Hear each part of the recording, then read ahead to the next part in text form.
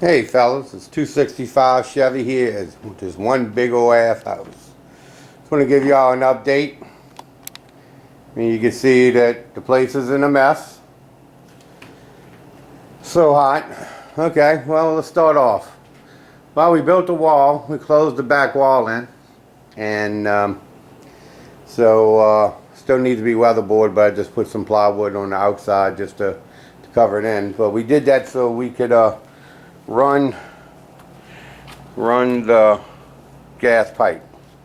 Well, I guess you can see this tape on the floor. What we did is actually that's going to be some of the design of the kitchen. You're going to have a cabinet, a stove, a Lazy Susie. Then it's going to come out about 9 feet all the way out to right about here, you know, and it's going to be from the end of that tape to that tape. It's going to be the width of the granite. And I guess you're going to get two 36-inch cabinets right here. Well, you know, I don't know what kind of cabinets they're going to be, but, you know, it's worth about two 36-inch cabinets. Then over here, you can see that we got the refrigerator, which that's going to be a little bit bigger. That's only a 30-inch refrigerator, probably going to go 36. And then you got a base cabinet, and then you got your cupboard, which is right there by the door. And then over here, which we couldn't tape because the floor's all still ripped up and everything because we're running pipe. So if y'all remember right in my last video, well, one of my videos, that was the old pipe that came in that supplied the stove over here. Wanted to get rid of all that mess. Didn't want to leave that up in there because, you know, with the floor. So we disconnected it, cut it. Well, we cut it out in the attic, and we connected to the existing pipe, which is right there, and then we ran it, came around. That's the outlet. I gotta take that off and put a nipple in so we can put the sheetrock on top of it. And then we ran it up to the attic, which I'll go up in the attic and show you what we did up there. But it's still ongoing in the attic. It's so hot that, you know, we probably worked around 12 or 1 and then we just give up. You know, start at 6:30 and work 12 and 12 to 1, something like that, and we done. But let me tell you a story about running that pipe. Today we ran that pipe. Today is August 11th. We ran that pipe within 6 hours. All of it. Everything that we need to do. We thread our own pipe. We did everything. To get to that point took us 2.5 days. I spent $120 in labor to get 10 inches of pipe. And let me explain what I'm saying. The first, we thread the pipe. The threads was so bad. Threads were peeling off, popping off, all gouged up and everything. Wasn't worth a crap. So I borrowed a pipe threader, which you see here. I don't see it. Where is it? You see the head over there. We borrowed a pipe threader from a friend of mine to do this, and so we thought, you know, it might have been a problem with the threader. So, oh, there it is. You know, a rigid threader. This is all my friends. So, you know, I went and said, okay, well, Harbor Freight, they have an electric one, which would probably be easier. So let me go buy that. So I went and bought that, 120 bucks or 140 bucks. And I bought that, brought it back over here. Same problem.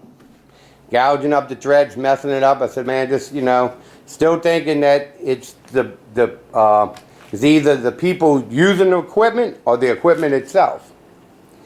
So we threw that on the side. We jumped into the truck, we went to Home Depot where I bought the pipe. Went to Home Depot and rented their threading machine. Same problem, okay? Now this is like a day and a half. The first day we're running around and everything. We got so tired. I got so aggravated that we just quit. Probably put 5 hours in or whatever. Of course, I got a friend of mine that's working with me. And of course, if he's going to run around with me and everything else like that, sweating and everything, I got to pay him. So, you know, he was grateful enough to instead of give me 5, or just give me 3 hours. Okay. We must have cut 15, 20 nipples we had to cut them off and rethread them to try and try again and try and try again. So then I came up with a great brainstorm. I said, well, let me go buy brand new teeth for the rigid, because, you know, the guy that used it, he's in the contracting business. And he said, okay, well, you know, they could be bad. He said he had a little problems with them, so they could be bad. So I went and bought brand new teeth. I bought them for the 3/4, and I bought them for the 1/2 inch. Came back, put them, adjusted them and everything like they said. Still, same problem. So then I called, and I'm going to do a kudos for these people because they're great. I called Ken Brown's Plumbing Supply. It's in New Orleans, great group of guys. And he told me, and I told him everything that I just told y'all, and he says, look, bring me your pipe, bring me your equipment, and we're going to see if you set those dies in, you know, first of all, and we'll see how we can cut one of my pipe. It could be some bad pipe. So went over there, we threw it together, we cut some of his pipe. It cut beautiful, like butter. It was unbelievable. So it was the pipe. A day and a half of running around, blah, blah, blah, blah. So yesterday afternoon, I grabbed all the pipe, all the pieces, the parts, everything I cut, and I went back to Home Depot, jumped on their butt, and of course the only thing they refunded me is all the pipe, even though they were cut up and everything else like that. So at least I got a little satisfaction there. But I spent $120 and probably about $50 in gas just running around trying to fix, what, maybe about 20 feet of pipe. This was a nightmare. I mean, this was something that was like bothering me, and fellas, it was pissing me off, to be honest with you.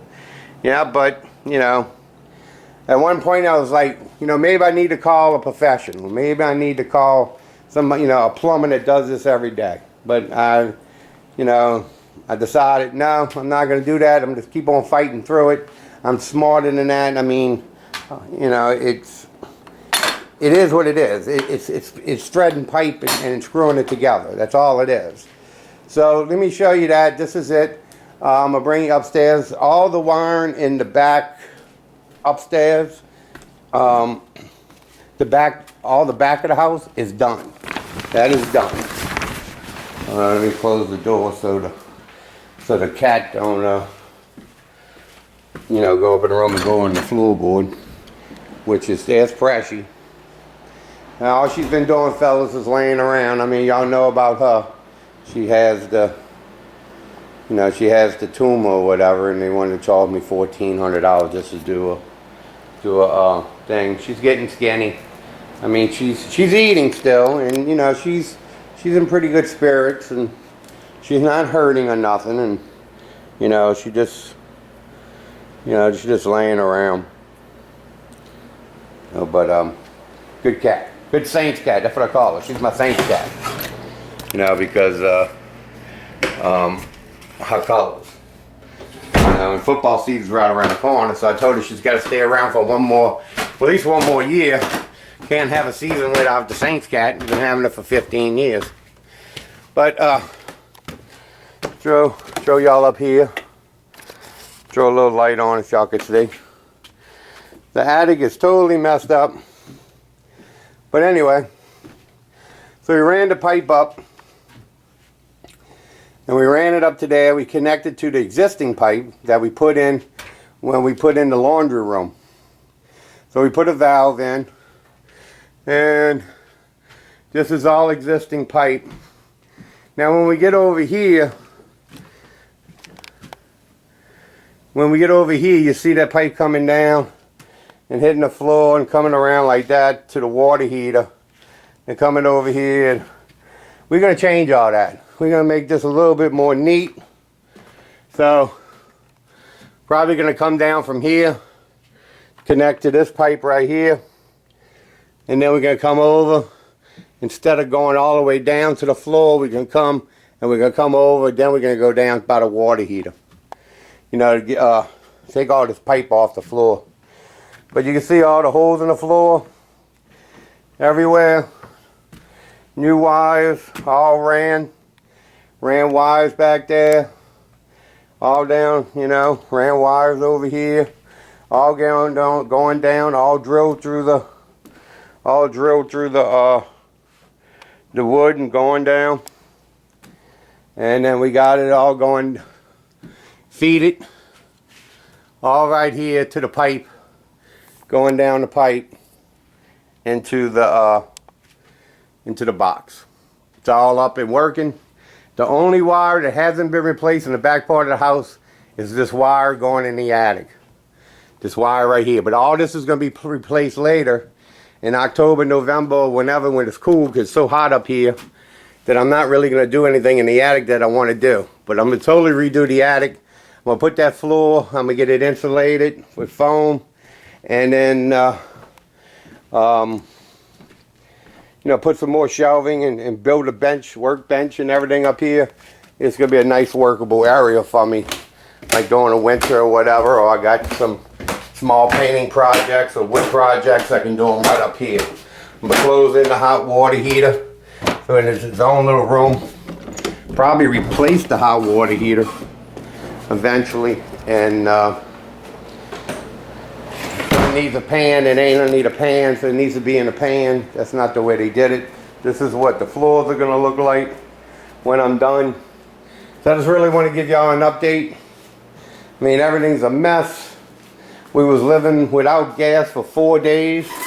I was taking a cold shower, but as hot as it is, it felt good, fellas. I felt like I was at the beach, you know. So you know, all is good. Been trying to watch some of y'all videos. I haven't been able to watch too many. I've been collecting some car parts. These are you know, right down here is a glove box door. Right here is for the 4-speed for the steering language. Right here is a beat up dash pad. So all that for the 68 Chevelle. So I've been collecting some stuff because I told y'all I'm just going to throw this car back together. That's all that stuff was. I spent maybe $20 a part. You know, nothing over 30 bucks. You know, I mean, it's over that when you have to ship it and everything. But all that is good. So all that's just going to be thrown. I mean, I have other ones, but those have already been redone. And since the car is going to be sanded and primed and this, that, and every other thing, I'm not really putting any parts in there just to, you know, have to take them apart and clean them. They're just going to be junk parts. And then I'll turn around after the car is done, turn around and sell those parts probably for more than what I bought them for. You know, so that's all good. And I'm out of breath. I'm ready to sit down, relax a little bit, probably watch a few videos, and that's about it. Y'all take it easy. This is just an update. It is Tuesday the 11th, and it is hot. Y'all have a great day. Have a great week. Y'all be safe and keep those videos coming. I will get to them. Later, fellas.